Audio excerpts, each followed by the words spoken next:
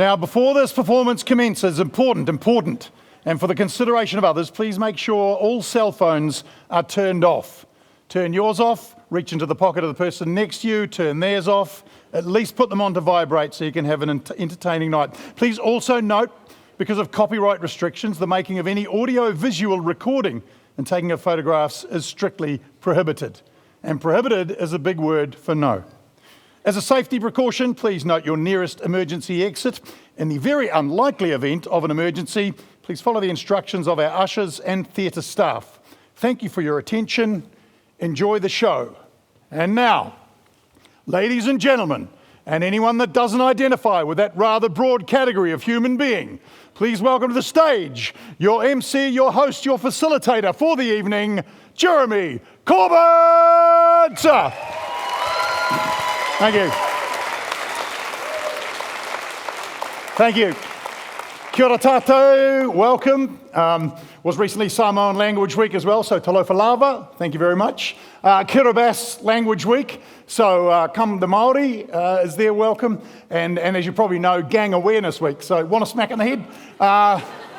Good to welcome everyone in their own language that they understand. Welcome along to a night on the booze. Who's in for a good night? Good. Who's in for an average night? Who wants to go home now? Who didn't read the poster properly and is a bit disappointed that this is not actually a night on the booze? That's ironic, all right? Hey, all right.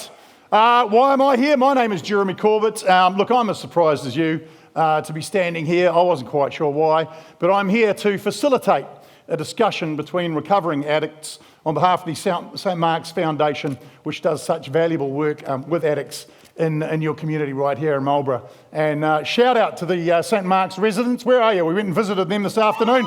Yeah! SM rules! I don't know if that's what you say, but I got carried away, got a bit excited. But I am glad to be here. I feel very privileged to be here. I don't know if you know, but I used to be on a TV show called The Project, and that got cancelled. So, you know, work, not easy to come by. I've had 5 jobs this year, and this is 2 of them.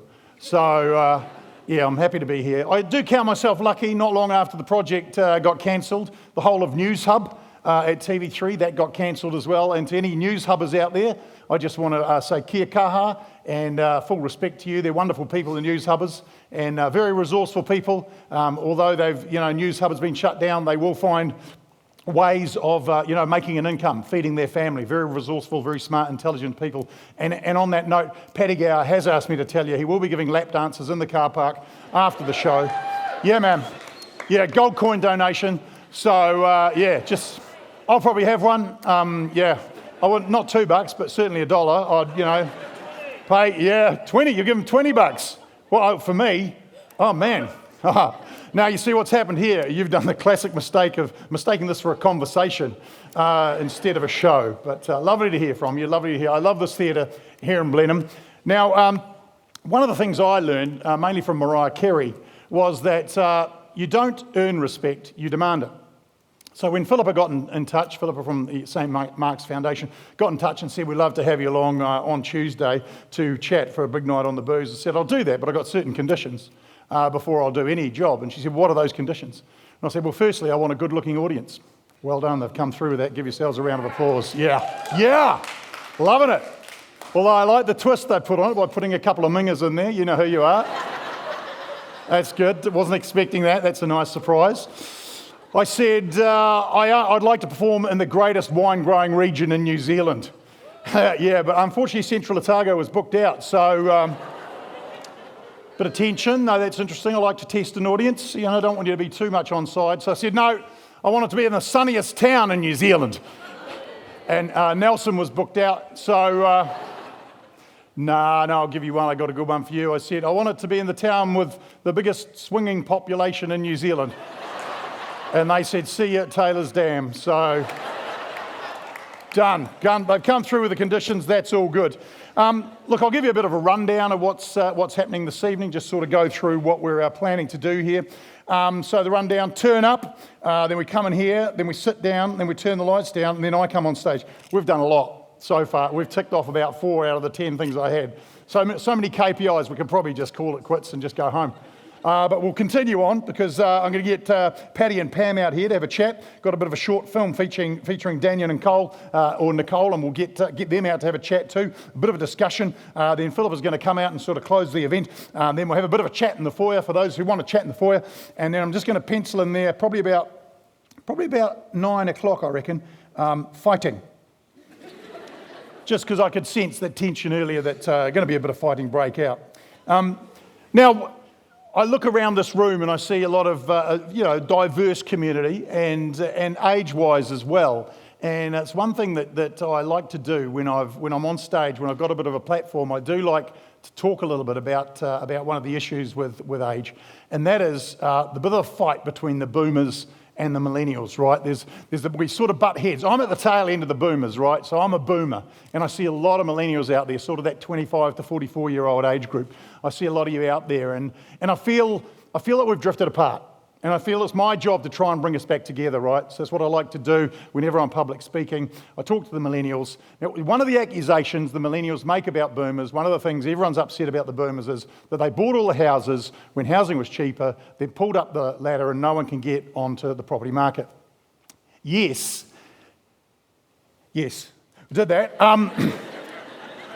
But because I worked on the project, essentially I'm a journalist now, so I like to find out what the other side's thinking. So I walk a mile in their shoes, if you like. So I get to know some millennials. I've hung out with millennials. I've chatted to them. I've listened to them and try to find out what it is. So to any boomers in the audience that are wondering what the millennial problem is with us, as far as I can understand, what the millennials are saying is, me, me, me, me, me, me, me, me, me, me, me.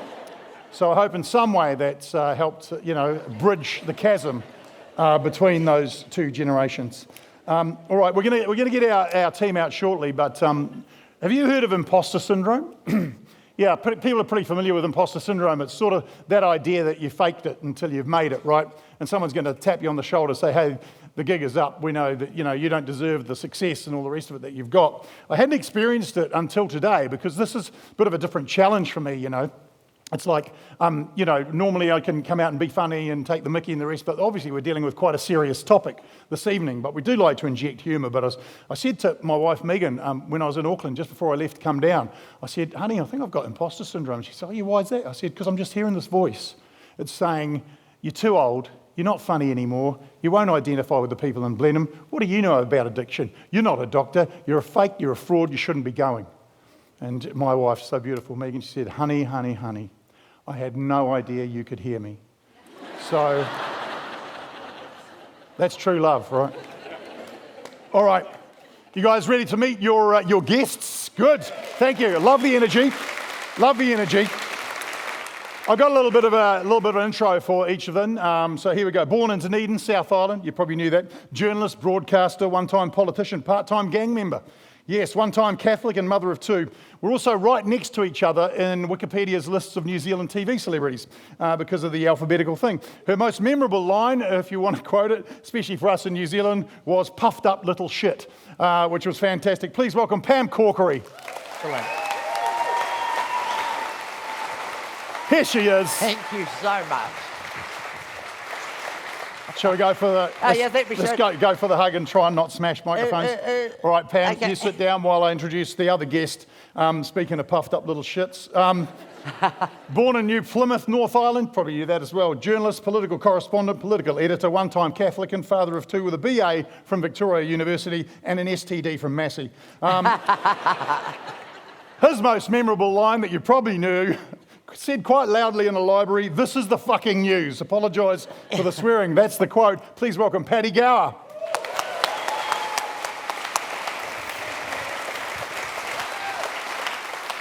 Bring it in, big man. How you doing? Really good. All right. Really good. Have a seat. Yeah. Sorry, I'm a little late. Yeah. I was out in the car park giving a lappy.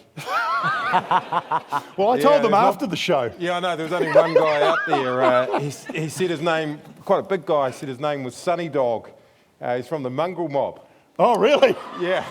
Yeah, and he said they're not a gang. I said, are you in a gang? He said, I'm not in a gang.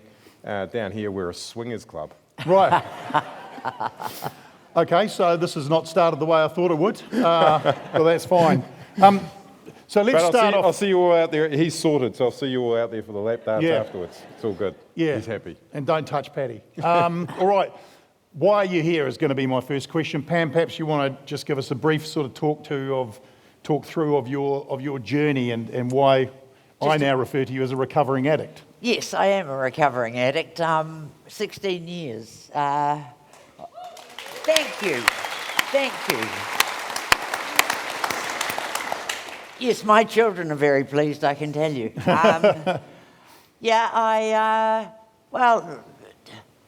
nearly died, which was why I got clean. I just OD'd. I'd gone too far and I was nearly dying, and I thought, shit, I'm going to have to work on this, really. Something's got to go. Do you mind me asking what you OD'd on? A party pack of...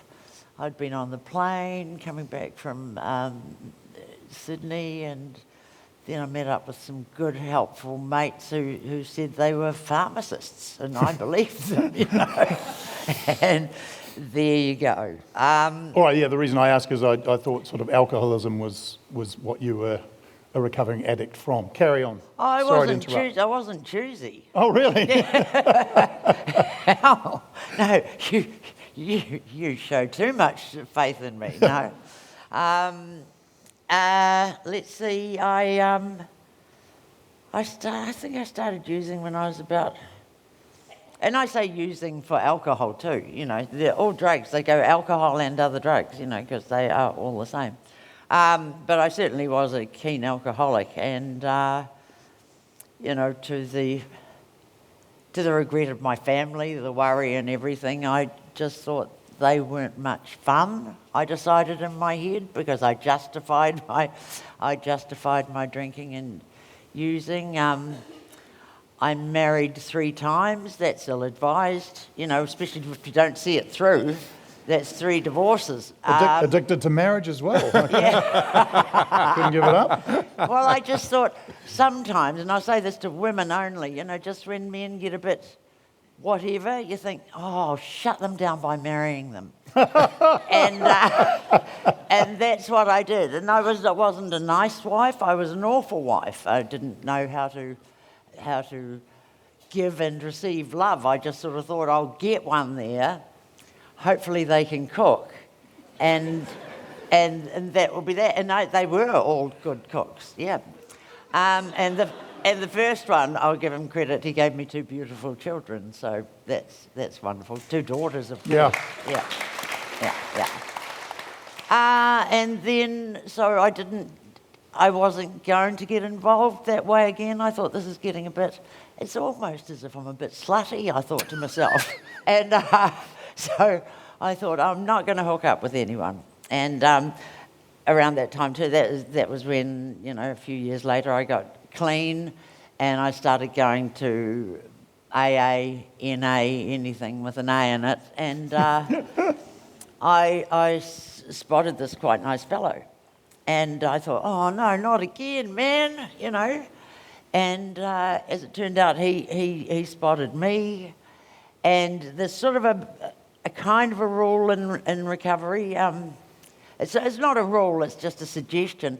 Don't hook up with anyone for a year, you know, because you're just going to make all the mistakes you always have beforehand. So sort of a minute before January 1 of the year, we hooked up, and that's 15 years on now that we're together. And Brilliant. Yeah. And he went from being a drummer to an addiction counsellor now. Yeah. Wow. So that's Wow. really good. That's fantastic. Oh, and he's great in the bed, I tell you. Well, it's all that musical shit, isn't it? Oh, he's got rhythm. They got the rhythm, And yeah. drummers can do 2 things at once. Might I add that was a totally unnecessary sentence for me to tell.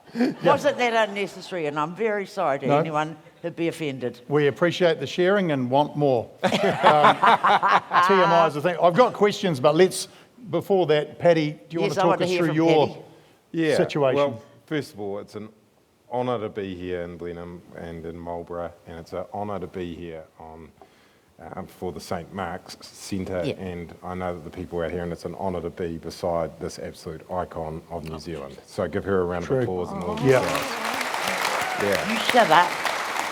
And, the St Mark's residents are sort of up there. Oh, sort of, cool. Yeah, Yeah. there they are. Yay! yeah, good to see you guys. And We had trouble getting Paddy out of there this afternoon. Yeah. He sort of had you bail. It was a bit of a hostage situation, wasn't it? yeah, that's right. Nothing like a captive audience. Anyway, tell us your story, Paddy. Well, I'm happy to say it. I've been diagnosed with a syndrome called SBFP, which is, for those of you who don't know, seriously big fucking pisshead. Okay? Yeah. And that was my problem. When I started drinking, I couldn't stop. I started drinking when I was 15, like a lot of New Zealanders, and rugby and university and life and OEs and all of that sort of thing. But I had an inability to stop drinking. Once I started, I couldn't stop. And some people would see it as a party animal, and other people would see it as an alcoholic. And it's very easy in New Zealand society to make it look like you're the life of the party rather than you've got a problem. And I successfully did that for 30 years, from when I was 15 till I was 45.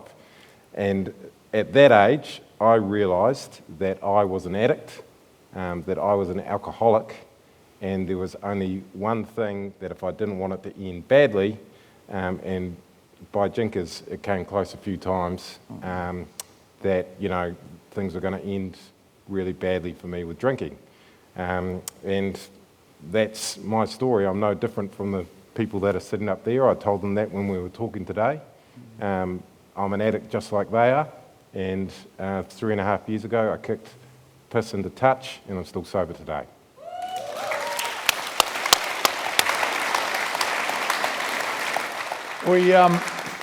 We've talked a bit about this before, and I sort of want to get into the tipping points and when you realise and the rest of it.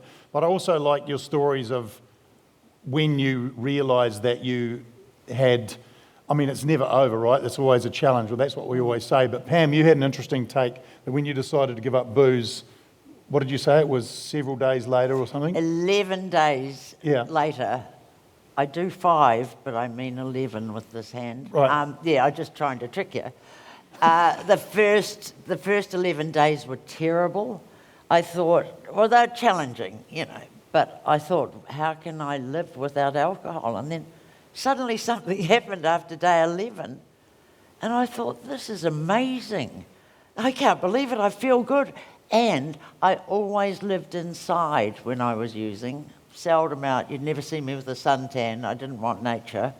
And I was so impressed. I remember walking around going, look at these trees. I was boring strangers. Have you seen this stuff? Oh, there's people doing that over there. They're skating over there. And I suddenly realised there was this whole new life. I became Dorothy Diligent, finding things that were healthy and what, for want of a better term, normal people do. And so we say it's different for everyone, but for you, so is it booze not a temptation at all anymore, or? I honestly can't think of anything worse. Really? You can never take it for granted. Like Robin Williams, Yes. He got 20 years clean. There'll be other people around New Zealand, but I thought I'd say Robin Williams. But I just know that one. And he got back on it after 20 years. It is a day at a time thing. So there aren't temptations. I feel every now and then I'll have one of those, no alcohol beers. Right. Because I quite like them. And I still think, shit, this is the start of a slippery slope. No, I'm firstly so grateful that it's happened. That's my main thing is gratitude. My daughters on my first year clean turned up as a surprise. One had come from England. Wow. Yeah, they had to deal with that, and they were grown-ups and things like that. And I just cherish this. And it stopped. Just one last thing is, when you're using, you tell so many fucking lies. There's something about drunks. tell lies. And when I'd say, oh, I can't come to see you today because my grandmother's been killed by a train, I said to someone. We live in New Zealand. If a grandma's been run over by a train, it's going to make the fucking news, So not just lies, but bad lies. Yeah, really bad lies. So, no, there are so many. I'm grateful daily for this. I love that story because, not because it should be an example to anyone else, but the fact that sort of after day 11, you basically said, I'm good, it's a new world, and on you went, because it just underlines that everyone's journey is different, right? Yeah. So there's no one rule that you can enforce on someone that's going to work. And Paddy, you're going to tell us about you becoming sober and what happened there and whether it's an ongoing struggle. Yeah, mine's totally different to hers because... You're a man. And mine has to do with, mine all comes back to a certain individual that we've got a lot of, we can blame a lot of stuff on this guy, actually. And his name's Winston Peters. I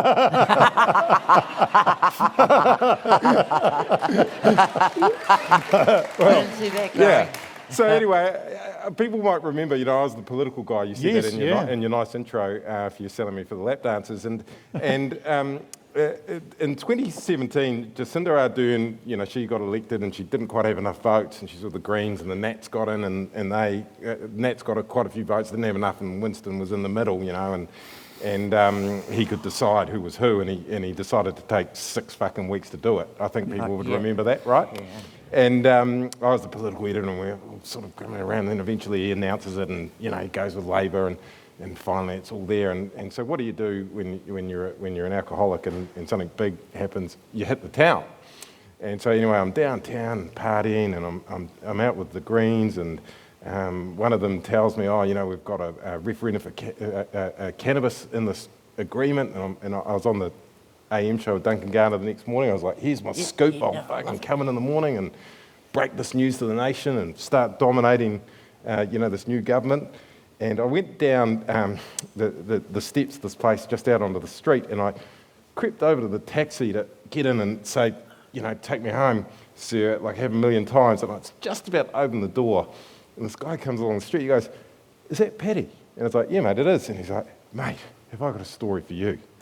And I took my hand off the car, and he's like, Winston Peters is on the piss, down the road, upstairs, private party, all of New Zealand First are in there, having a fucking gigantic piss up. And I was like, where is it? And he goes, go down there, go into the bar, go up the stairs to the back room, and they're smoking cigars and drinking piss in there. So I go down there, climb over the thing, go up there. Sure enough, there in the corner, just like this guy said, is Winston Peters. Have you guys seen The Sopranos? It looked like a scene like that. Bunch of guys in pinstripe suits drinking in the corner. And anyway, I go through, like fucking don't let Paddy in, da-da-da-da-da. And this guy's there, he's about to kung fu kick me or something, one of Winston's mates. And then Peter's like bloody Yoda. Yeah. Calls me in. So I just go in and sit down with him. This is the man of the moment, you know what I mean? And we start hoeing into the whiskey, and I've already had a skinful. And he gets me there, and he's like, Paddy, Paddy, Paddy. Paddy, Paddy, Paddy. I'm leaning in thinking, here comes Yoda, and the old master's going to tell me something. I'm sculling the thing, Smoke Free Environments Act, shouldn't be smoking inside, light a fucking cigar. Might as well, if Winston's going to do it, he's the Deputy Prime Minister, I'm going to do it. Paddy, Paddy, Paddy. He was so pissed that was all he could say. Then I wake up in the morning and all I can hear is Paddy, Paddy, Paddy. First thing I do, and a lot of people who've got a problem with alcohol do the same thing, I lean over to make sure he's not lying next to me. And he wasn't, there's a bang on the door. I go to the door, the camera operator's there, he's like, thank God we found you.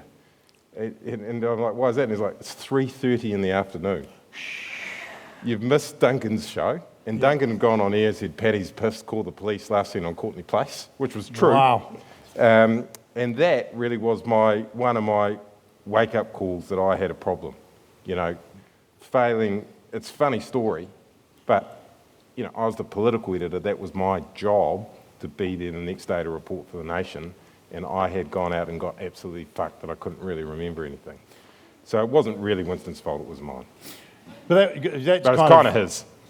It's preempted my next question, because I was going to say, for both of you, as very public broadcasters with a public face, how did you sort of, obviously that day you didn't maintain the facade, but if you were hungover and all the rest of it, doing radio or reporting, how did you do that? Just lying, and sluicing your mouth, really. Yeah, well... Putting perfume on your clothes. Yeah, and for me, I hid in public the whole time. Yeah. Because you can, as a binge drinker in this country, live a very easy life out in public. Does that make alcoholism worse? Like if you say, oh, I drink too much, I'm addicted to booze, people are like, yeah. But if you say, I'm addicted to meth, suddenly they look you seriously and maybe try and get you help. Yeah, I think it's a lot... There's very little space for people who have a problem with alcohol in our society. Yeah. One of the reasons that I've made the documentaries, one of the reasons that I talk publicly, one of the reasons I do things like this is to show people that there's people like me out here, because I have the ability to do that, and I know that a lot of people don't, and it's very hard. I just went out to the whole nation and said I'm an alcoholic. It's very hard for someone to say to their own family, because in my family, when I stopped drinking, I went round to my dad's house and he's like, hey mate, you want a beer? Went round to my brother-in-law's house, you want a beer? It was Christmas time when I gave up. In our family, Christmas time is the piss drinking Olympics that runs for 20 days. And my dad had got golds, my cousins had got golds, and I'd got golds. We go right out to the other side of New Year's, you know what I mean? And it's very hard to be an alcoholic in New Zealand because there's so much booze around. It's got its own challenges. It's not as addictive as meth, obviously, or anywhere near it. But it's got its own challenges. And I remember in the documentary you were talking to a mate, and it was a mate that told you basically that you had a problem. So it's not just you realising you had a problem. Pam, did you have someone that sort of confronted you after you'd maybe made that decision and said you need to stop giving up the booze, or? The third husband's mother. Really? Yeah, she gave me a real tonguing up, yeah. But I wasn't listening. I mean, I was seriously wasted quite a bit. So someone coming up being Dorothy Diligent going, no, you shouldn't drink. Well, look, just help make me stand up and we'll talk. Yeah. And, so I had a dreadful moment where in town in Auckland, in the square, the square before the town hall. Oh, Aotea Square. Yeah, yep. And I passed out there. That was one of my lowest moments. Wow. And it got worse. Who's the dickhead on it, ZB? Well, I'm going to say Hosking just as it was. Okay, Hosking and his missus. Yeah. Oh, Marcus Lush. No, he wouldn't do this. Oh, no, he wouldn't do this. They saw me there in the middle of it. I could see their feet, and all that, and I saw them coming, and I thought, well, this isn't good, but I'm paralysed, and they stepped over me in the middle of, they didn't. Wow. Yeah, they just stepped over. They went down the side a bit and then stepped over my legs. And was that a moment, or? Oh, that's what friends are for, I said. Yeah. But so, that was a shameful moment, yeah. Yeah. I don't know how I got home. Yeah. Yeah, it's funny how there's all these moments, and they come and they pass. Yeah. And I was talking about this to the residents at St Mark's today, and for me, I was making a documentary, and I stopped drinking, and I remember something happened to me.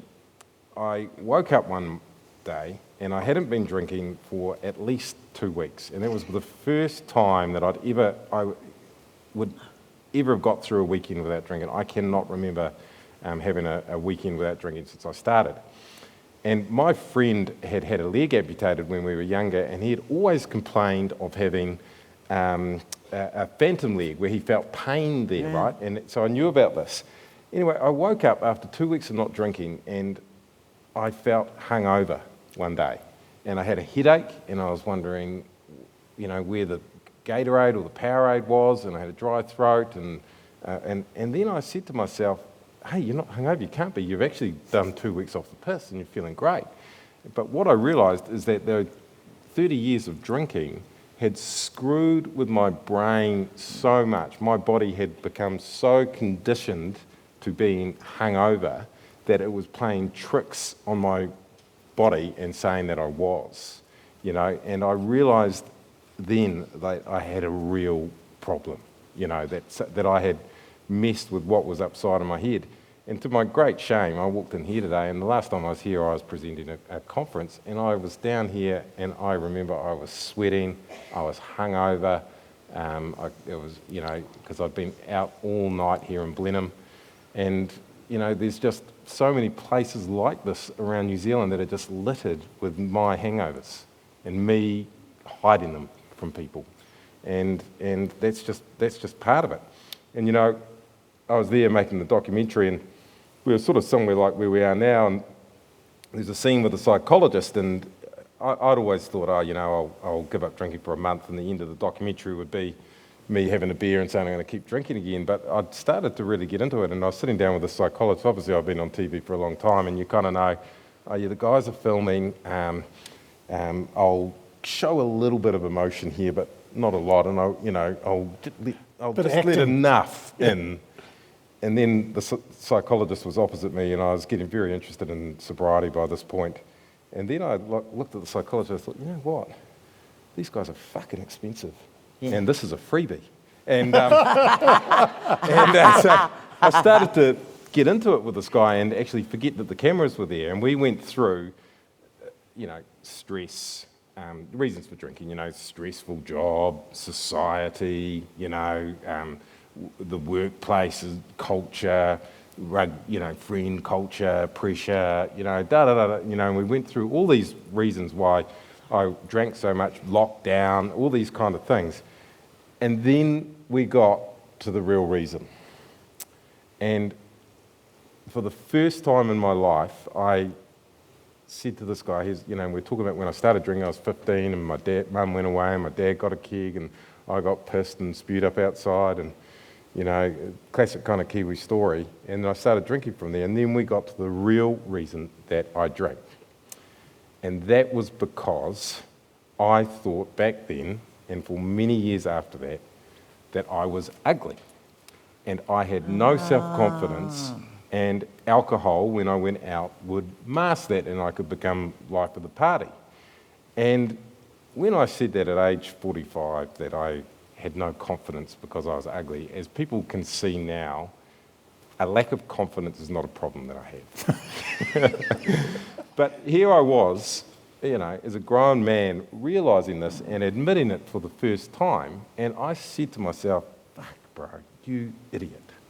You are wrecking your life with alcohol. And it is a crutch that you don't need anymore. You don't need it for confidence, but it's wrecking your life. And in that moment, I decided two things. I knew that I could never moderate my drinking. I knew that one drink led to 2, led to 10. I knew that there was something about me. There was a practical thing. So if I was going to do something, I had to give it away for good. And then I went outside and I thought these thoughts.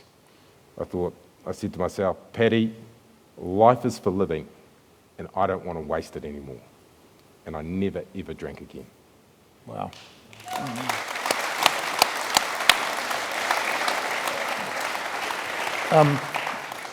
Just quickly, because I want to introduce this short film, but a question I'll ask both of you, but I'll start with Pam. Is there such a thing as an addictive personality, and have you had to replace alcohol addiction with another addiction? You take up macrame or something? Yeah, well, macrame was on the list, but Was it? I just never got there. No, of course it wasn't. But are there addictive, do people have addictive personalities? Do you think that's a thing? I've never really thought about it. I mean, obviously I thought I had, because just history showed. But I just don't know how to answer that. I know the difference. I would call it more, just a bloody rope tied around my foot than give it any other sort of benefits. But my life is so different now, as yours will be. It is it's just stunningly amazing. And also, just in terms of the humour comes in, not in a harmful way. I'm not joking about people falling over anymore, things like that, well, because it happened to me. But the worst it would get, like my bloke and I, the one who was after the 3 divorces, he taught me something whenever we ever got cross with anyone, and we had this saying, just for today, get fucked. so Just for today. You're not losing everything of your personality. You can still be really coarse, So I like that, But it's mainly not hating yourself. I could, like you said about looking in the mirror or looking at yourself, I just couldn't either, and it was my soul and my face and my freaking curly hair and that. And now I can look into the mirror. That's amazing that you said that. Yeah. There should be more of these chats. Yeah, Yeah. it's learning to love yourself, I guess, has been said a lot. Quickly, Paddy, because I want to get the film started. I think there are things like an addictive personality. I know now I've struggled, eating a lot since I, had eating and then the phone and things. There's addictive personality, but addiction is so complex. And one thing about addiction is that I was incredibly judgmental about people who were addicted to stuff. Really? And I had someone in my family who I loved a lot, and I loved his mum. I loved his mum a lot, and he became addicted to methamphetamine. And I used to judge him. I said to him one day, I said, "You fucking bastard, what you're doing to your mum. Give up. Have some willpower and give this shit up and stop hurting your mum." Do you know what I mean? And I told him this, and obviously he didn't listen or anything like that. And at that point, I was a raging alcoholic. Yeah. Okay, so we're actually no different. He had one addiction, I had another addiction, but society had told me that actually there was nothing wrong with me. Society was actually telling me that I was a success and that I could rant and rave at this guy. And it took me time to realise that addiction, maybe it can come down to your personality, maybe it comes down to what happened in your life at a particular time, trauma. There's so many things that feed into it. But for me, once I started to view addiction as a disease of the brain that someone has got, where they need treatment and help and support to get out of it, I started to realise that I was wrong about him, that he had a disease that needed help. And then I eventually came to realise that I had a disease that needed help. There's people in this audience that have a disease that need help. And once you do that, then you look at addiction without any stigma. You look at addiction as something that needs to be treated and helped. And that's when you can get to it, and that's when you can help someone. I've got one more wee bit. Go on then. I've also been told by shrinks and that giving up alcohol and other drugs, it actually requires maturity. Just grow the fuck up. Basically, I spent a fortune to get that word, those words. But it makes sense. We can all look for reasons, blah, blah, blah. But actually be a grown-up. Yeah, and we'll get the film on, but just while we're on that I'm not subject, sure we will. No, I'm not sure we will either. But yeah. If anyone's brought a sleeping bag... But I said to the crew there today at St Mark's, we were sitting down talking, and I said, for someone like me to become so badly addicted and struggle with something, when if I look back, I had a stable upbringing with no trauma. I've got people all around me that love me. I've got lots of money compared to most other people. I've got all the help in the world. But addiction is such that it can just get on top of anyone. It comes into you the same way. It comes into your head and through your heart. It's the same way that it got into them that it got into me. And as I said to them today, it's the same way that you can get it out, by using your head and your heart, and you guys will do it. Nice one. Yeah, good stuff. No, it might be motivational speaker circuit might be open to you the way you're going, Paddy. Well, I've got the lap dance circuit to do. That's really good. So that's just one job at a time, eh? All right, you may have noticed there are a couple of spare seats over there. We're going to be joined by a young couple that are fighting addiction. Yes. Can I steal their cushion before they come? Yeah, do it. Young people don't deserve comfort. No, they don't. They've got ages. Yeah. I'm addicted to insulting people. It's a quick, about 12-minute long John Selwood film about this young couple. It's called Life After Meth. Yes. Johnny, if we could play that, please.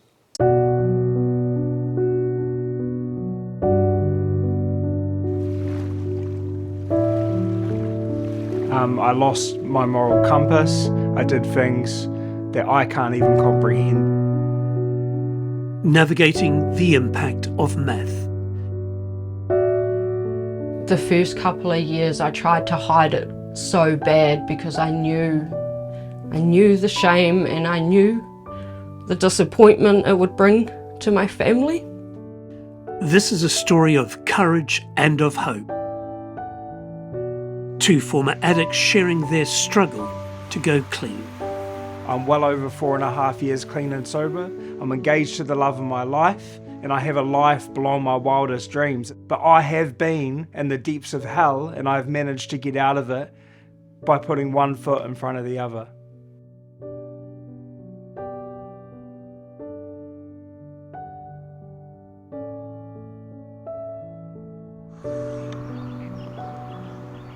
The road back from addiction and substance abuse is a complicated journey, always challenging and often fraught with risk. Danyon and Nicole grew up in different cities. They come from different backgrounds, but they're both heading in the same direction.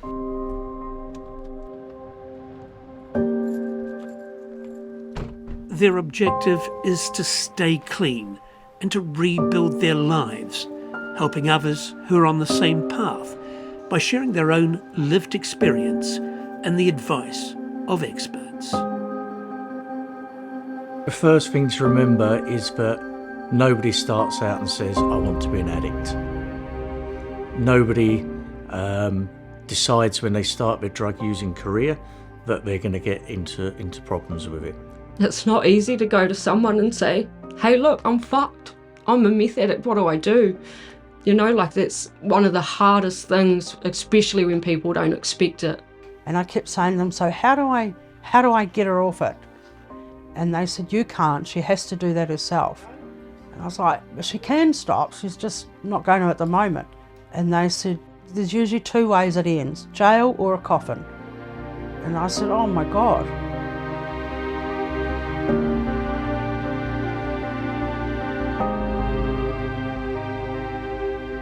I started to hate Cole. I saw it as a betrayal of like the family, of me. I saw it as her being selfish. I mean, I grew up as a good child. It wasn't like I was getting in trouble all the time or there was any signs for anyone to be like, hey, watch out for her. Even within myself, there was no signs towards it where I was going, shit, I'm going down a dark road here, this is not good. There was none of that. Most people, most of the time, slip into addiction without realising it. Most people, most of the time, have reasons. I had to start realising that yes, bad things have happened to me, horrible things, horrendous things have happened to me as a person, but I had to heal that and start to acknowledge it in order to move forward. Otherwise, it would keep me stuck in this rut. For Danyon, part of moving forward has been an apprenticeship. He's training to be a chef. How's Danyon doing? So far he is actually good. The good thing is you see the progress. You see where he started from and you see the drive that he has. He talks about where he's come from. He talks about his struggles. But what is the most important is he knows where he wants to go. He knows what he wants to do, and that drive, even though sometimes, yes, you have one day where he's like, I don't want to do this anymore, he picks himself up and he remembers, oh no, I want to do this because I've come from there. I don't want to go back to those struggles. I want to move forward. I want to encourage other people. I want other people to see it's not easy, but you can get there. Danyon and his fiancée Cole met while attending a drug rehabilitation course in Blenheim. They were both at rock bottom, their lives in tatters after years of meth addiction. Yeah, well, we were both definitely sharing the experience of trying to get better and get to a better place in life. We were both very broken, down and out. The world was a dark, shitty place as such. And yeah, we were really able to come together on the fact that we wanted a better life. We wanted different from where we were. And we've just been through a lot of the same sort of shit, but in a different way. Forming a relationship during rehab is not advised. That's because you're dealing with your own problems, let alone the chaos of someone else's life. But for Danyon and Cole, it's worked. They talk about carrying baggage into a relationship with somebody that's come from a trauma site. Man, they carry lots of baggage, huge amounts of baggage. They have a removal truck that turns up with the baggage, not a couple of suitcases. And holding each other to account, but at the same time being unconditional to allow each other our own process, our own itchy scratchy, our own drama cycle, and to not take it personally is vital. That would probably be one of the most vital things, that they have the ability to forgive each other, to understand each other. But the first part of that was how much can they forgive themselves for their journey as well. I've had to really redo it, basically probably 99% of the way I think, the way I do things, the outcome of things. It's been a massive internal clean out within myself. I've had to, rather than reacting with anger and aggression now, which sometimes I still get pissed off, don't get me wrong, but I'm learning healthier outlets. And it's the same with the drugs and alcohol and going to those niches where I felt comfortable back in the day. I've now had to get comfortable with talking about my emotions as a male and regulate them. When I say regulate them, like actually feel them. Like it's okay to be angry, it's okay to have frustrations, it's okay to feel sad, but it's not okay to smash up the house and start acting out violent. I've sort of always gone with a theory of, for staying clean, I need something to run from, something to run to, and something to run for, if that sort of makes sense. So that's been, I guess that's been something I've gone back to when I'm struggling. I'll sit down and go, okay, you're having a real fucking bad day, or you're not feeling good in the head there.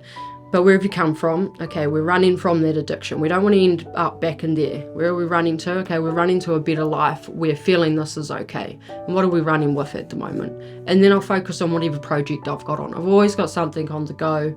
There's always something to keep me focused and to remind me that your worst day clean and sober is not anywhere near as bad as the worst day when you're using. And that's something huge to remember. Everybody has a different point or a different bottom or a different turning point where they say, I need to stop. And sometimes people try and stop many, many times before they succeed in stopping.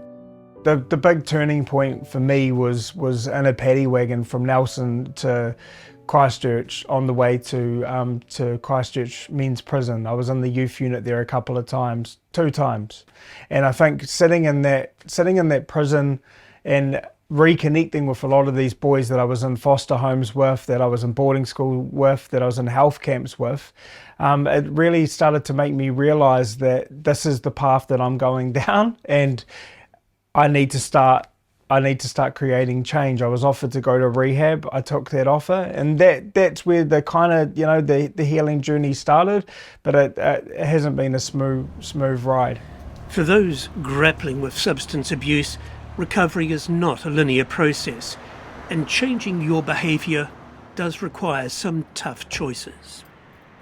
If you've used drugs or alcohol as part of a trauma response, without being kind of crude, drugs or alcohol become your friend, and you've got to give up your best friend to kind of face all the stuff that you've had before. And when the drugs go down, the trauma comes up, and some people can't face that. To be fair, I still have a lot of internal struggles, because of course you get clean and there's this idea of, oh, I'm going to get clean and I'm going to feel happy and life's going to be great, and at the start it is, especially in rehab. You're going for a walk and the ducks on the water are just amazing and so beautiful and all of this, and then you get to a point where you've sort of, I guess, gone through all the good little happy things that you can, and you're starting to get this new normal of life, and it's almost disappointing because you're going, shit, why am I feeling this? Why am I not feeling great? Why is that not doing the happy things it should be for my body?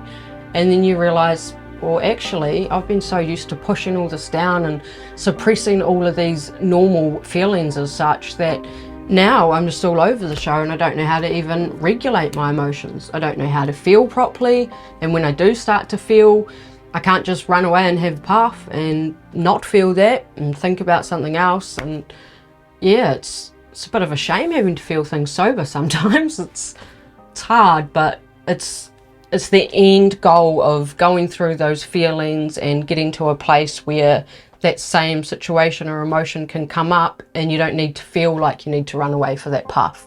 You've gone through it enough and felt it enough to start healing it. Over the coming weeks, Danyon and Nicole will deep dive into what it means to go clean. We believe their insights, paired with expert advice, will offer both encouragement and hope for your journey. Please welcome the stars of that film, Danyon and Nicole. Come on in.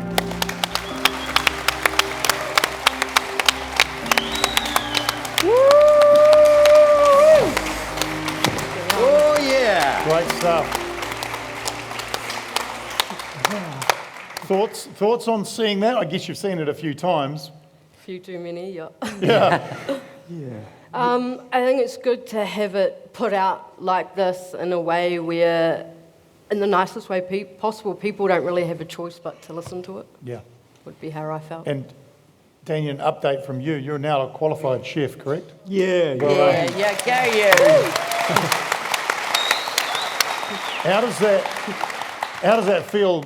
Because like 6 years ago, as Nicole's mum said, it was jail or a coffin, basically, with the possible outcomes for you. But yeah, qualified chef, it must feel fantastic. Yeah, no, it does feel fantastic, but at the same time, like, it's just so emotional, you know. It's such an emotional thing because, like it was said within the documentary, like I've had to feel the emotion to get to here, to get to the stage right here. I've had to go through the hardships, and it continues to happen, and the waves keep going. But yeah, just very grateful. I should say, two of New Zealand's best journalists right exactly. here. Feel free to ask questions. I don't want to dominate the conversation. Yeah, well, I'll just say this. It's not a question, but you guys are the real heroes of society. You know, we hold up sports people, business people and everything like that, but for people, and there's others in the audience, beating addiction makes you a real New Zealand hero. So, Thank you, Danny. Means a lot. How do you feel about being this public tonight here? Quite awkward, yeah. Yeah. Yep, definitely not natural, but good to be here. You're doing great. You look very natural. It's fantastic. I'm sure we do. But I was thinking, when watching that, how hard is it to hear your brother hating you, much like Paddy hated his relative and said, you know, clean your act up? Yeah, I really actually appreciated that Paddy said that first, because I know that's not an easy thing for someone to come out and say, you know, that they weren't there and they didn't know how to deal with it. So, yeah, to hear him say that is obviously extremely hard, but now we've got a great connection. I mean, we even live together, so, yeah. And extending on that, how should people deal with an addict in their home? Well, I definitely think it is personal preference. You know, everyone's got their own way of how they're going to deal with things, but I think it's important to not necessarily try and fix them, especially if they're not ready. You know, you can push someone as much as you want, but you can't make them drink that water if they're not ready. So just safeguard yourself, try and give them the help, offer the support, but in some cases protect yourself, because you just don't know who they're going to bring home as well. Yeah, that's wow. yeah. Danyon, you agree with that? Yeah, for sure, definitely. Well, I know when I was in the thick of my addiction, I had, you know, heaps and heaps of support around me trying to get me clean. But unfortunately, I hated myself that much that I wouldn't allow myself to get the help. I didn't feel worthy of it. So, you know, I was in the trenches in a very dark mind state. And you know, I'm glad that my mum cut me off when she did. I'm glad the people cut me off because it kept them safe, you know. So, yeah, I really do agree with what Cole said, 100%. I think it's a chance to say something that's on my mind about this. And, you know, it's not, it goes without saying in some ways, but it needs to be said, it's not the parents' fault, or the grandparents, or the brother, or the sister, yes. or the cousin. Yep. And I know that you're going to be out there because every time I do something like this, the parents of the kids who are on meth are there. And I've seen a lot of sad things in this country through my career, but one thing I hate seeing is parents of kids on meth, because they hurt so much, they take so much blame, they find it so hard to own up to their friends about what's happening to their children, and they don't need to. And you know, there shouldn't be that stigma for them. So a round of applause for all of those parents, mums in particular, the dads and the aunties and uncles who are out there. Yeah. Doing a good job. And that's another thing that we sort of talked about, because there is that stigma. So quite often families, as I understand it, will keep a secret about someone in their family being a meth addict. It's a bit different with alcoholism because it's kind of maybe more seen, but it is part of the problem in New Zealand that we don't want to admit anyone has a problem, even in our own family, so we don't shine a light on that meth addiction. I know you're trying to do it with your docos, Paddy, but do you think that's part? Well, you said something today when we were walking around, St Mark's secrets will Keep me sick. Will it's a keep you classic sick. rehab saying, yeah, and it's true, and that is very true. Honesty has always been one of my best and worst sort of characteristics, I guess. Can get me in a lot of trouble, but yeah, keeping it real with yourself is what matters. So yeah, just be honest, and if you can't be honest verbally, just say nothing. Is she no one brutally likes honest, a liar. Danyon? Yes, she's definitely brutally honest. Yeah, I think it's a... Just like Pam stole my fucking cushion. Just saying. It's like, no. Gotta love it. You noticed. Of course. I think it's a really good point to make about St Mark's and the problem that we've got with methamphetamine in this country. When it doesn't matter whether you're in Blenheim or whether you're in Gore, whether you're in Kaitaia, whether you're in Stratford, all of these towns are grappling with the same thing, that we have this massive problem with methamphetamine underneath the surface, and it's holding towns like this and all around the country, it's holding us back, and it's very hidden. And one of the things about St Mark's is that you guys have a taonga, a treasure here, and I'm sure you guys will agree with this, it'll be good to get your insight. You need to get when you're ready to give up and go to mum and dad or whoever you need to go to, we need to be able to give the people in that moment, on that day almost, the opportunity to get treatment. We have a very, 100%. very small window, and without places like St Mark's, and there are lots of places in this country that don't have anything like it, we miss that chance. And I'm sure I heard someone agree with me there, it's in that moment. And that's What'd why... you pay them? and that's why, you know, St Mark's is so important, because you can actually use it in that way. Would you guys agree with that? Yeah.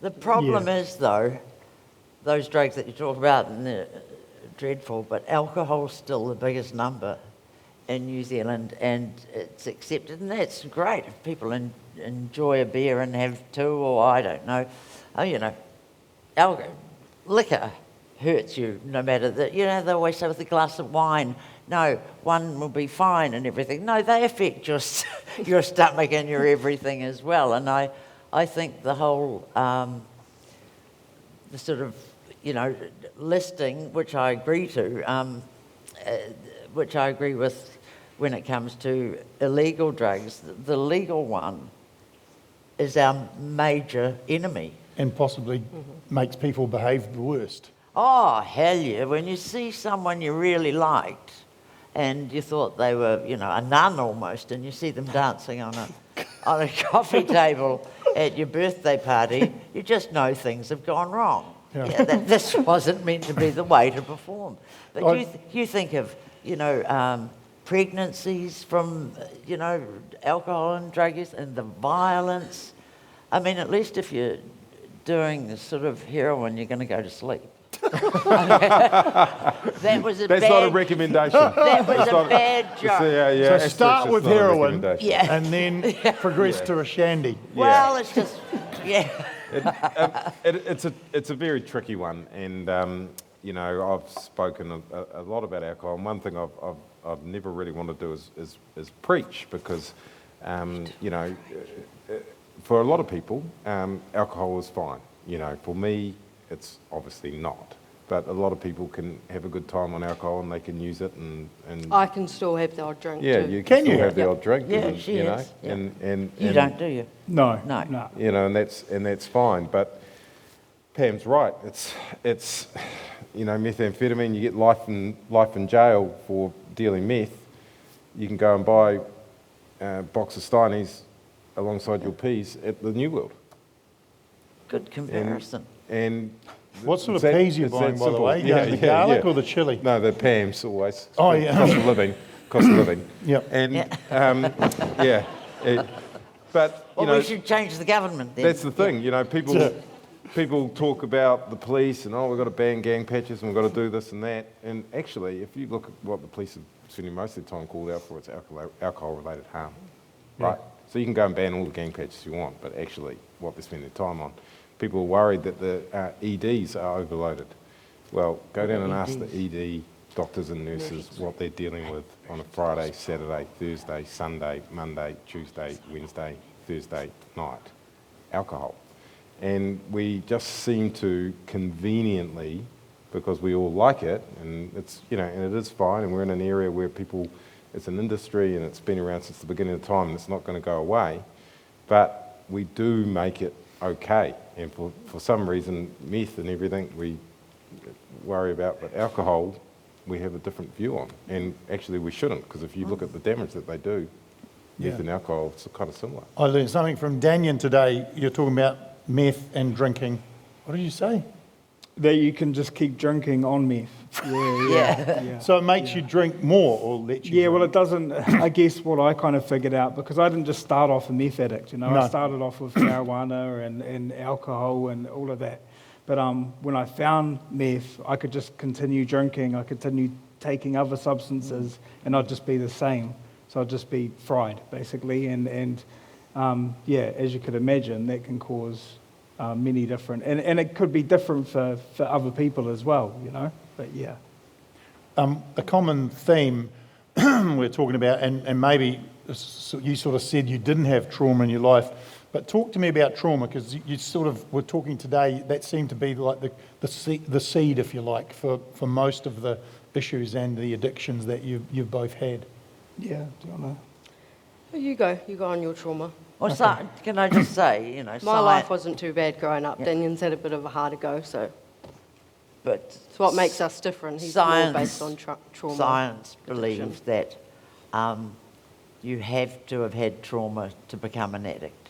Right. Yeah. Some sort of trauma. Yeah, some sort of trauma. Not that, but there's no pretty traumas. There's No. we're talking that will always be part of it. Yeah.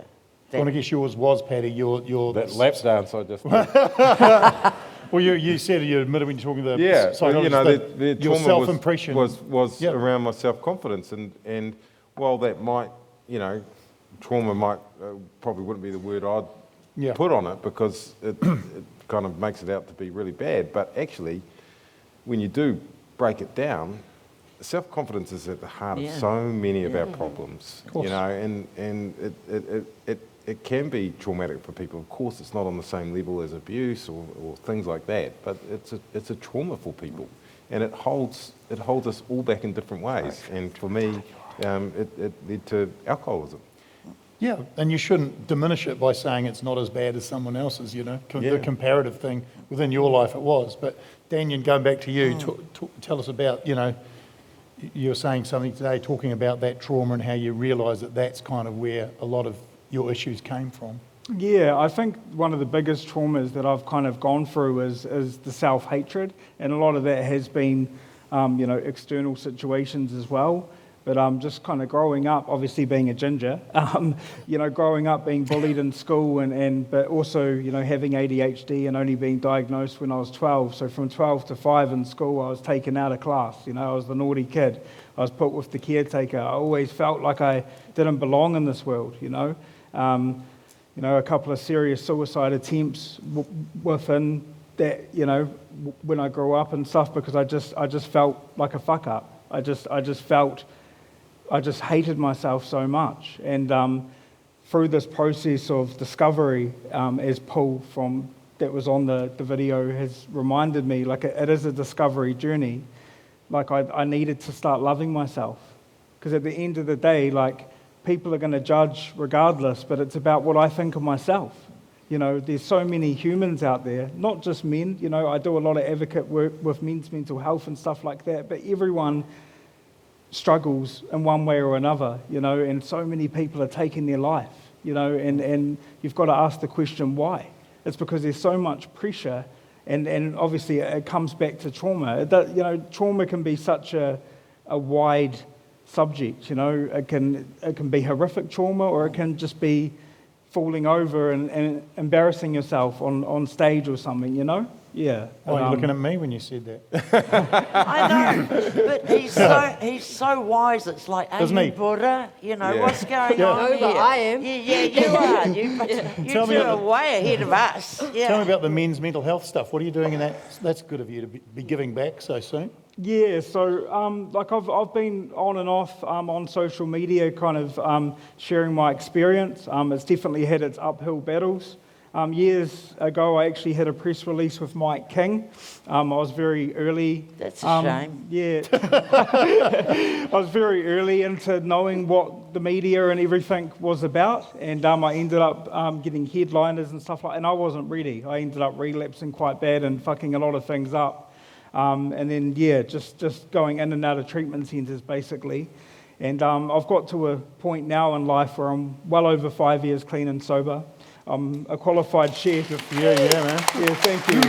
And I actually mean what I'm fucking saying. Back then, I didn't even know what I was saying. I was so lost, and I've lost some really close friends to my heart from suicide. Both of them being caught in the meth world, and I'm a survivor of suicide myself, and for me, helping men, it helps me as much as it helps them, and I just love running men's groups and hearing guys get vulnerable, and hearing guys, it's basically like a mirror reflection of myself or where I was at when I first started, not knowing how to regulate emotions, not knowing how to communicate properly, using anger as a way to express, So to me, it just means a lot in my heart because I just get disheartened all the time. People are killing themselves. Young kids are killing themselves. It's just not right. And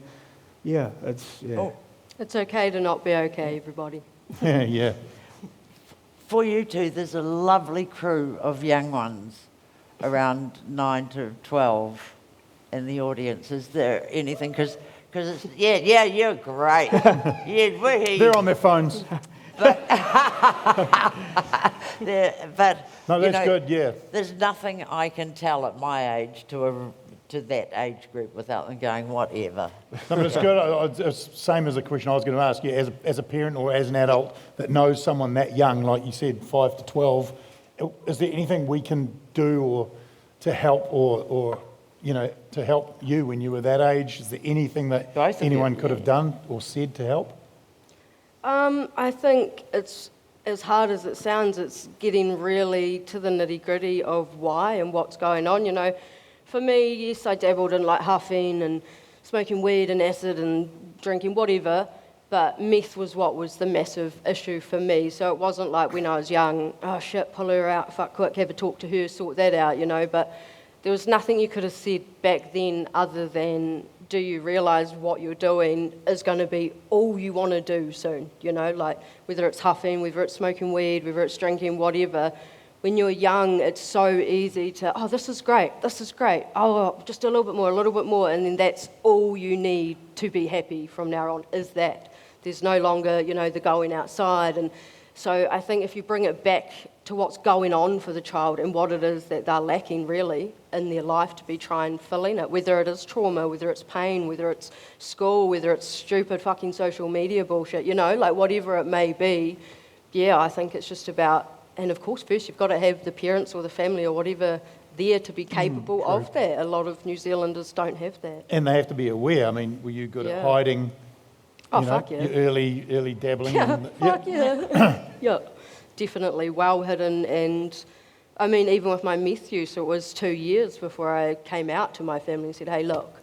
And I was sort of, I guess, lucky enough to have a good sort of backstory. So an ex-partner of mine had broken his back, ironically enough. And so a lot of people thought I was just so stressed from looking after him and working flat out, and I was able to mask that because no one directly asked me. So I was like, well, I'm not really lying. Like, yeah, I am under stress. Yeah, I am doing a lot, So yeah, I was definitely huge on hiding it, and because no one would have expected it from me. So as much as I was like a good kid growing up, yes, I was naughty and swearing at teachers and this sort of shit, but I wasn't going out and getting arrested. I wasn't in foster homes like Danyon. I wasn't in those sort of places, I guess, that would have made me the statistic, So. And Danyon, did you hide your behaviour, or were you in a space where you hated the world? So you fuck no, I didn't. Yeah, no, I was the angry little ginger. Yeah, I was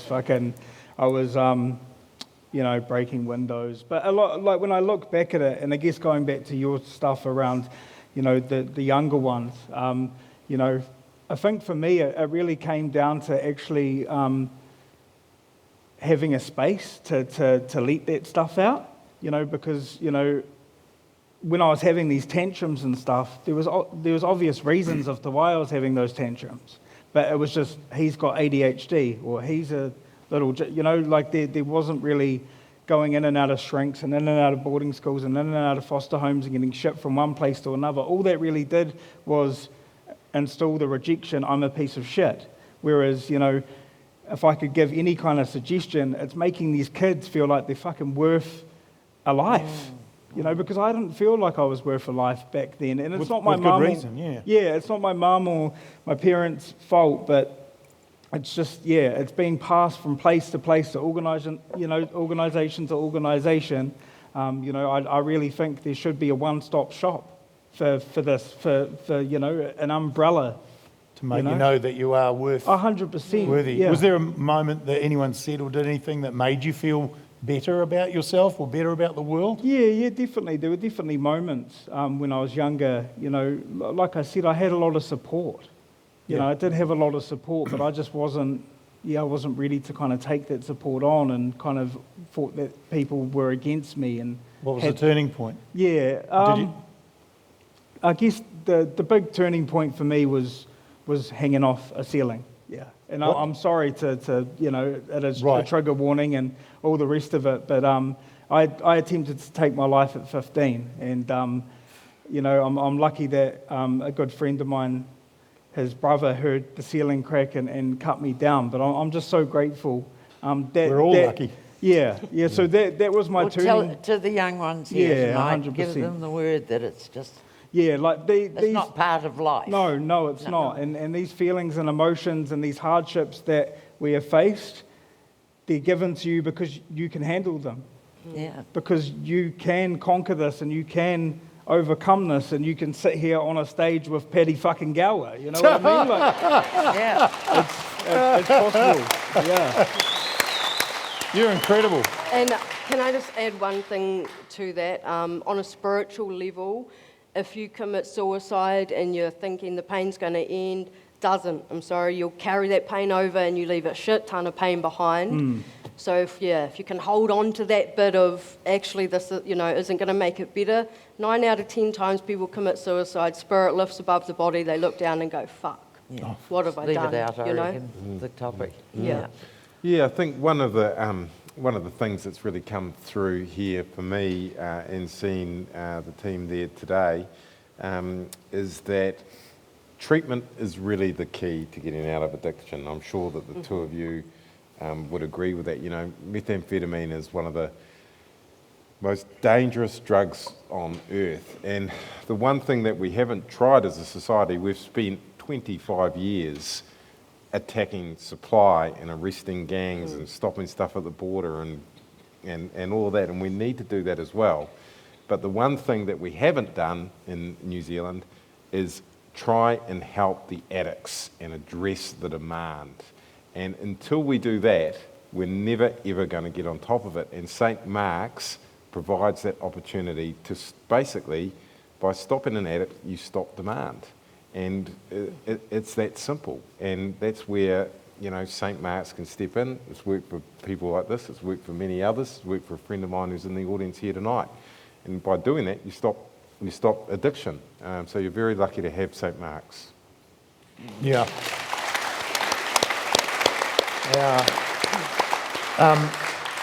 This is, I debated about bringing this up because this is quite an awkward sort of a point to bring up, but you guys kind of broke the rule about getting in a relationship with someone that you're going through treatment with. Who, what, Pam and I?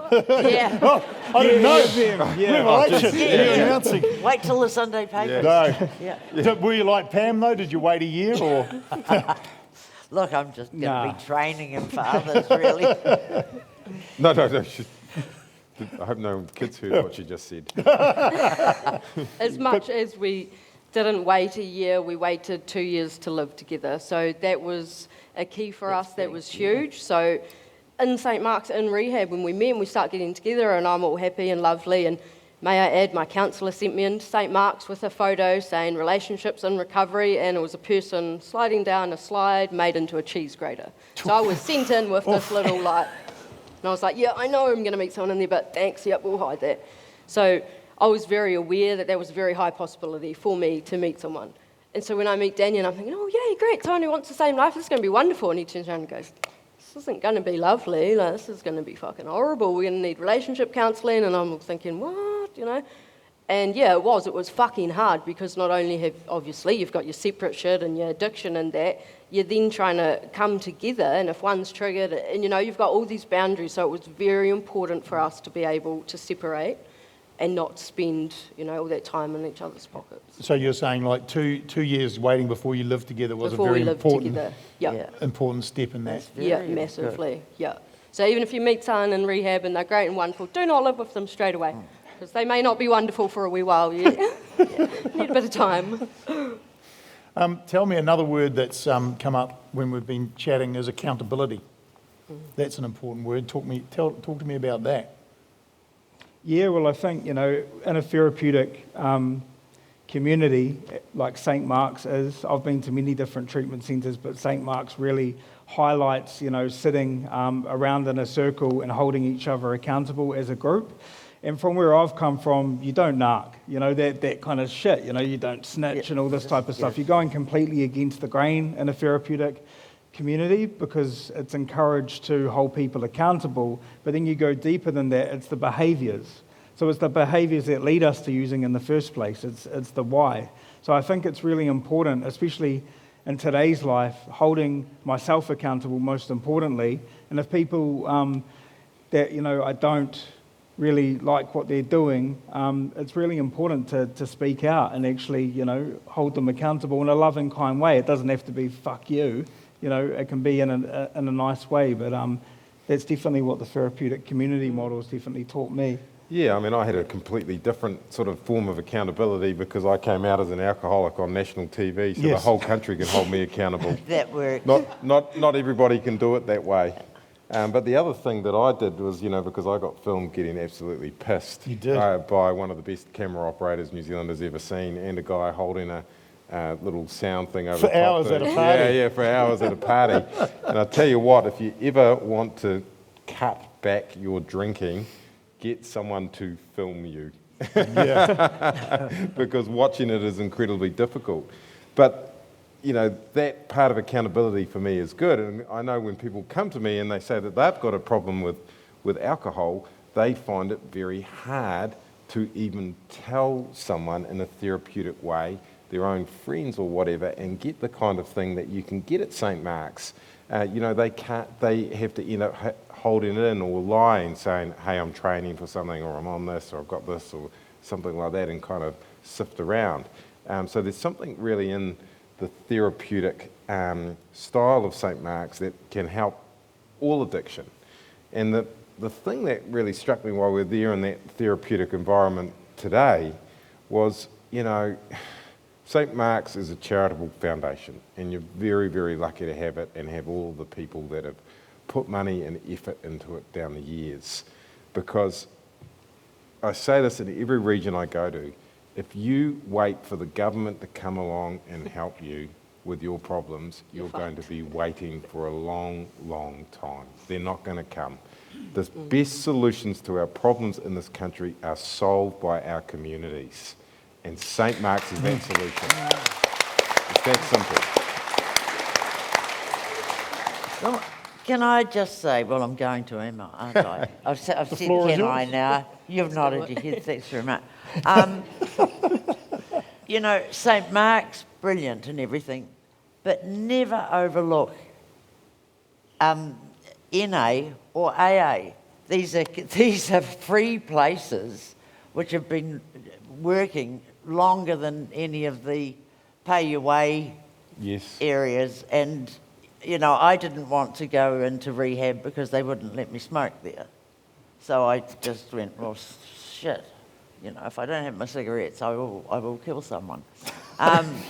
She loves cigarettes. Telling me a story today about smoking in hospital. Hey, it's just giving up alcohol and other drugs. Give me a break, mate.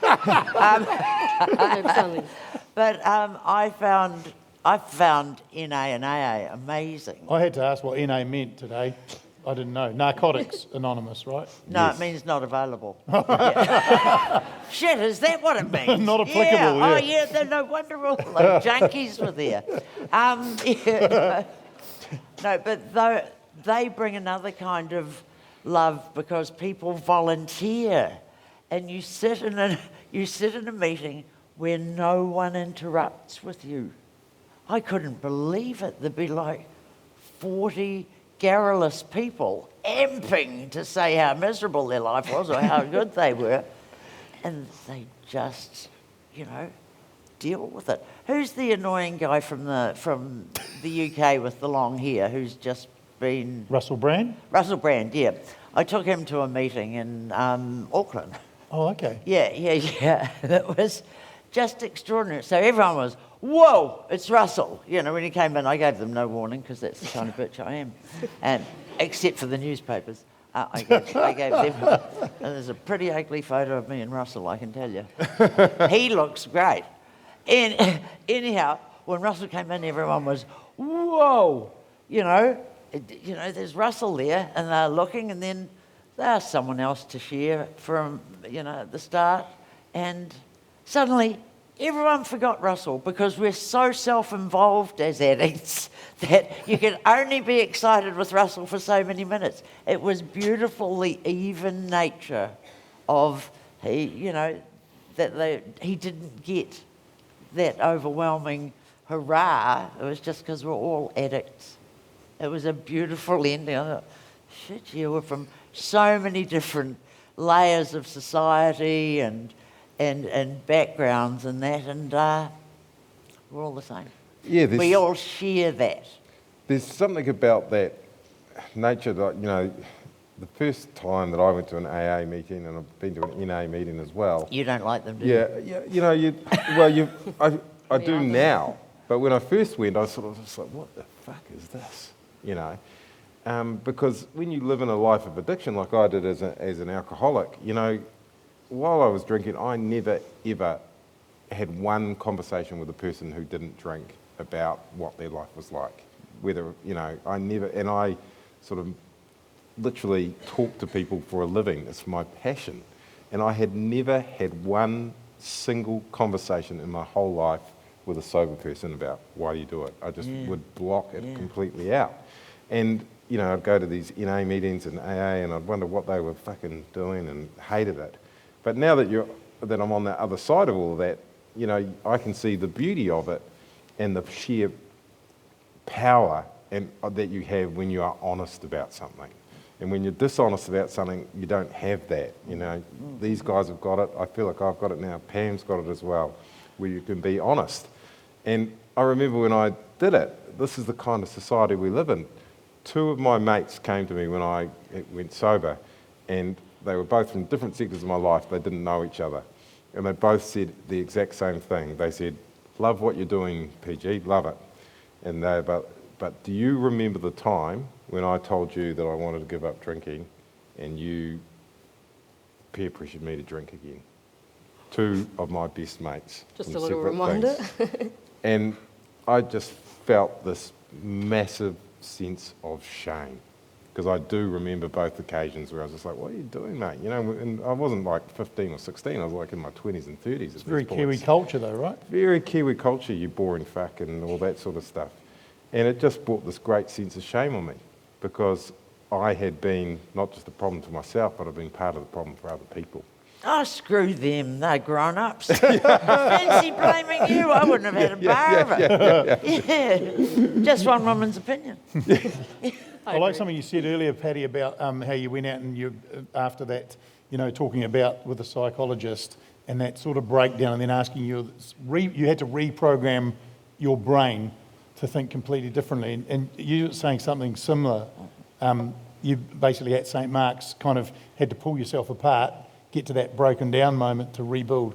Yeah, definitely. I was holding on to so much pain and misery internally that St. Mark's allowed me to cry as a man in New Zealand, to cry and let it out and let other men know that I'm not actually okay, and I need to start talking about stuff and dig deep, whether it's therapy, whether it's yelling at the ocean, just doing these things that I know have helped me over the years. St. Mark's really gave me that. And it's a rewiring of how you think. Oh, 100%. Because I've been brought up in men don't cry, men don't show emotion. We just get, in my case, just be a crazy little ginger. Yeah. And this is an ongoing journey, right? So we're not all sitting here going, we're sorted, all good. How do you guys get on? It's still temptation there, and how do you handle it? Well, for me, I still can't watch anything with pipes. Like, I'm just about drooling, within not long, stupid ads or whatever where they show these, Really? And I'm going, fuck, look at that. And he's like, what? He can watch it, sweet as? I can't. So for me, that's, I don't kid myself. I don't sit there and watch it because I'm just going to be triggered to fuck. I still don't have Facebook. I've got other social media, but people don't seem to try and find you on there. What's Facebook? So for me... No, I mean, I know what it is. Why Facebook? It's an instruction when you buy a novel. But what does that trigger you, Facebook? No, well, Facebook itself doesn't, but it's just too open and too accessible. So too easy for me to even, what are they doing? Where are they? Who's friends with, that sort of shit. I can't, still to this day, 6 years later, I cannot entertain that part of my brain. Wow. I just can't. Yeah. Now, I only ever had one massive temptation here in Blenheim, because this is where I'm from, this is where I use, this is where I got clean, all of that sort of shit. Only one situation where I was in a car park and an old bro turned up and was like, fuck, what are you up to? And I said, I'm clean. Oh, sweet, you want a puff? No, I'm clean. Oh, sweet, you want a puff? No. I'd start my car literally and drive off, because it was to that point where they just literally could not hear me saying, no, I'm clean. Like, oh, come on, girl, just have a puff. No, fucking, I've got to go now. Was it Paddy Gower? That was... Yeah. I didn't say have a puff, I said have a lap dance.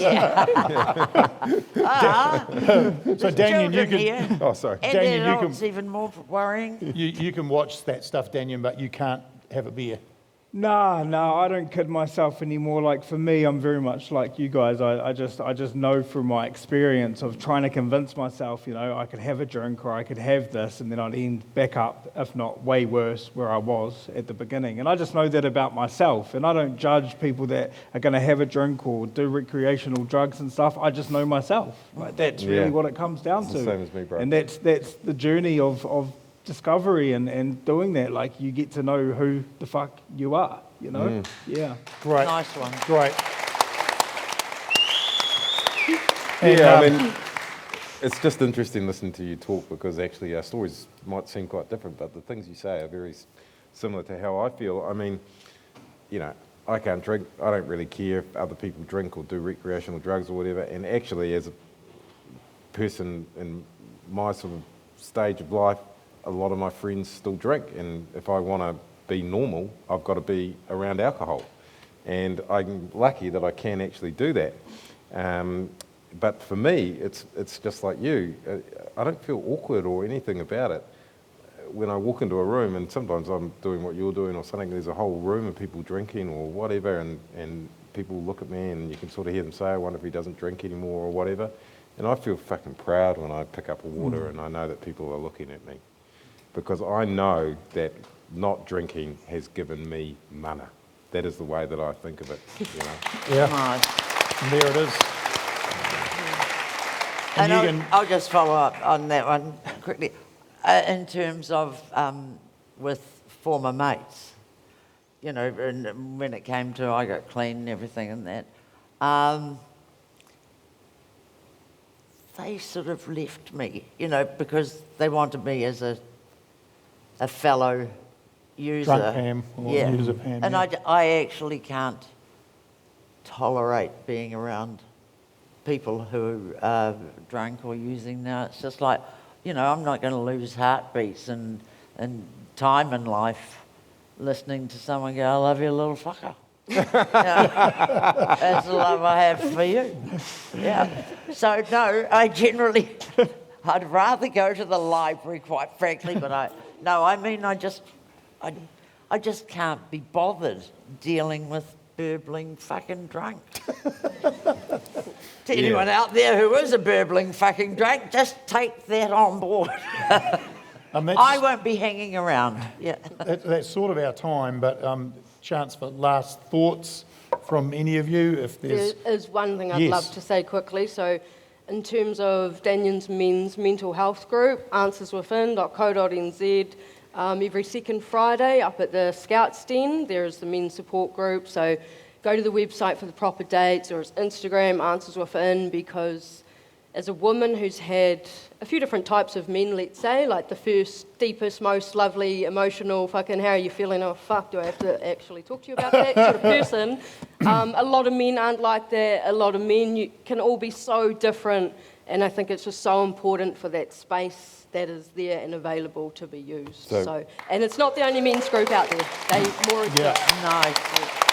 Good for you. Basically, you're saying join Answers Within and it makes you hot.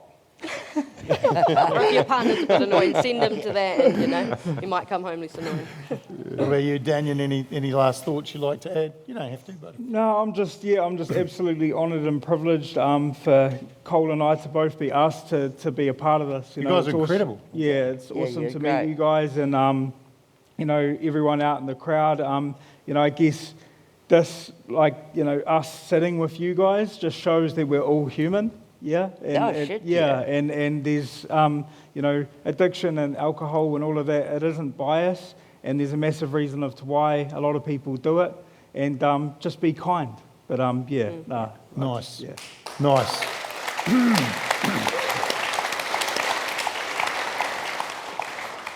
I know you've got time issues. For those for those who are, I think they might be addicted to whatever they're using, or using even in I love that term, socially. Right. No, God blimey, I've got really knocked out being social. So my only advice would be stop it. Yeah, I'll leave it there. It's the answer. Yeah, it is the answer. Easy to Just say, stop it. hard to do. Yes, Paddy. Reach within is the answer. You know, well, the other thing I'd say is, you know, thank you to everyone for coming. Like, to come along and support this kaupapa and to give up your night and time and your money for St Mark's is really awesome. And to the residents of St Mark's, when we talked today, it was a great honour for me to sit there and have you guys listen to my story. I believe in you and I know that you can do it. If I can do it, you can do it too. Nice. And we apologise for letting Paddy talk to you like that. Unsupervised. Unsupervised. Paddy, Pam, Danyon and Nicole, give it up for them. What amazing stories. Thank you.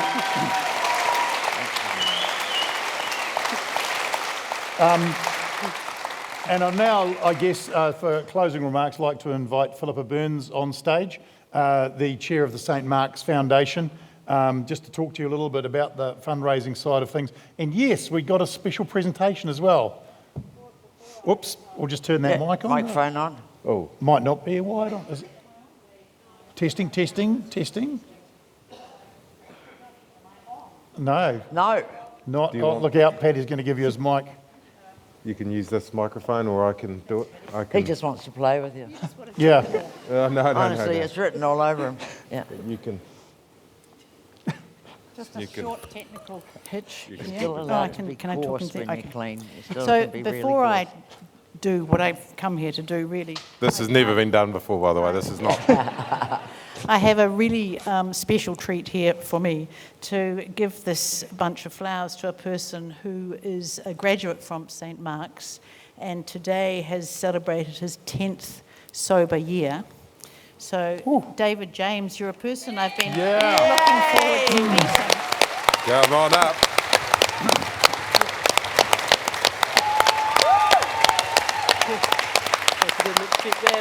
Nice.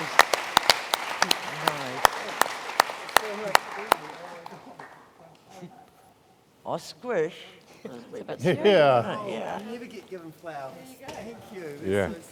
Congratulations, bro. That's awesome. Yeah. Love what you've done. Hey guys, Well how you done. doing? I loved your film. It was awesome. Thank you. Nice to see you. Look, you drop your card. Don't forget your card. That'll be the important part. Still not on. Oh, Okay, here I go. This is a very unusual situation, Paddy. It's all good. Nice and So, close. it's a pretty hard act for me to come up and follow from these I five. can't hear you very well. From these five, it's pretty hard for me to come up and follow these five people who have Here we go. shared some. Oh, but wait, Here we go. God, I've got microphones coming out my ears. But my job as chair of the St Mark's Foundation is to come and be grateful and thanks everybody. So, our job at the St Mark's Foundation is to raise the money to pay for, so that the residents of St Mark's have good accommodation, gardens, light bulbs, toilet paper, and everything that creates a comfortable and a dignified and safe place to work on their recovery from addiction. Usually the foundation would turn on a big fundraising event, but things are a bit tough this year, and so we thought we would come along and we would open up the conversation about addiction and get it out of the cupboard. And so these five people have started the conversation, and I think it would be really good to continue it amongst your families and your colleagues and friends. That's my message to you. So we've heard some pretty gritty stuff tonight from Pam and Paddy and Nicole and Danyon, but I have to say, Jeremy, you've held them together remarkably well. thank you very much. Thank you for that. And it has Yes. been a bit like herding cats, They've been particularly great. with Paddy today, I have to say, but we won't go too far down there. So I want to thank you all on behalf of my fellow trustees of the foundation. Thank you all for being so open and so willing to come to Blenheim. And of course, you know, who doesn't want to come to Blenheim? And taking part in what has made this a really great evening. And we hope that if you've heard something tonight that resonates with something that's going on in your circles, we hope that you will please talk to someone that you trust and seek out some help in the community from St Mark's, from AA, NA, from a friend, wherever. And there is support out there. And we also hope, and for people who know me, they know there's always a pitch. Here it is. Here's the pitch. So we hope that among you there are some generous people who can offer financial support to St Mark's. We've got an annual lottery launched recently, and you can win one of 7 cash prizes. Actually, last year a person won 2 of the 7 cash prizes. And the top prize is $2,000. There are 400 tickets in the draw, and they are only $100 each. Kirsty Winder is selling them in the foyer, and I dare you to try and get past her. On the flip side of your program that you're given at the door, you will find our pledge card cunningly tucked in there. So have a read of it, and you'll find it only takes a little amount of money regularly given to make a really big difference. It's easy, and to make it as easy as possible, we have got a stash of pens out here beside Kirsty, and a basket for you to drop the completed pledge form in. I do ask that you put your email address or your telephone number on it, and we will follow you up pretty promptly. Promptly, you can believe it. So, just continuing the short commercial break, you'll also notice out in the foyer that Paper Plus have set up a stand, and Paddy's book is available. Yes. Yes. And he's very happy to sign it. And a lap dance. You get a lap dance and the book. I think that's You get a voucher for that, overselling but I the book. can't do it at the same time. Yeah, birthday suit. Yes. Paddy will sign copies out there. I will be signing happily. copies, and I'll meet Excellent. you all and Excellent. talk to you, yes. You'll sign up people who haven't even got copies. Just Yeah. do it on their arm then. Yeah. Whatever. Yeah. It'd be bloody great. Yeah. This is actually my moment, if you don't mind.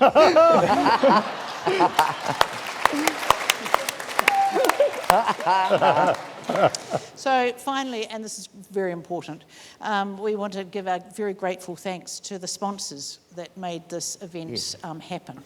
So Cuddens Engineering, Rangatani, Capstick Trust, the Marlborough PHO, Linford's Furniture, for all this beautiful furniture, and the 14th Lane Urban Hotel. We wouldn't have been able to do it without your generous support, so thank you.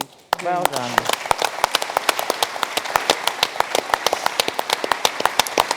And finally, to you people in the audience, you're why we've presented this evening, and I want to thank you for coming out tonight in the middle of winter.